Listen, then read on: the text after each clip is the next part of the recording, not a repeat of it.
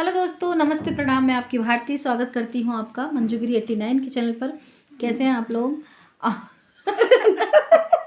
नमस्ते बहुत स्वागत है सभी का। हाँ, तो हम लोग एक बहुत ही प्यार लालनवा गीत सुनाने चल रहे हैं। कैसा लगता है कमेंट में बताइएगा।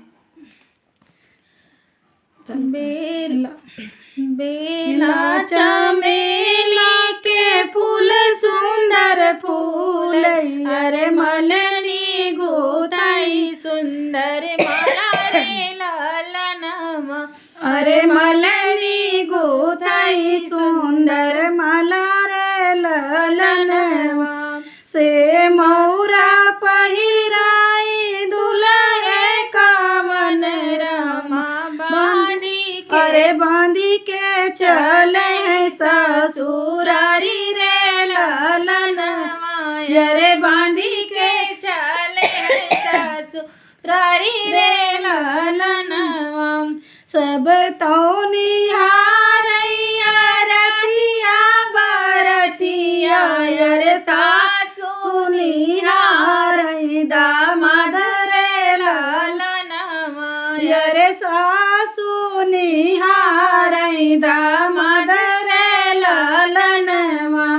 आखिया ता तोहर दुल्हे अमवा के फकिया, अरे नकिया सुगनवा के ठोर रे लालनवा, अरे नकिया सुगनवा के ठोर रे लालनवा। होटवा ता तोहर दुल्हे कतरल पनवा, अरे दतवाया नारे कह दाना रे लालनवा, अरे दतवाया नारे कह दाना रे लालनवा। हतवा ते तोहर दुल्हे के ताई के बनवा, अरे गोड़वा मोरा ऊना के पकड़े लाल, अरे गोड़वा मोरा ऊना के पंखरे लालनवा। की तो ही मोरे दुल्हे मलिया के जनमल, अरे की मलिया तोरा बाप रे लालनवा, अरे किया मालिया तोरा बाप रे लालनवा। तोहरी बेटिया सासु मलिया के जनमल, अरे माली लागे ससुरो हमारे रे लालनवा, अरे माली लागे ससुरो हमारे रे।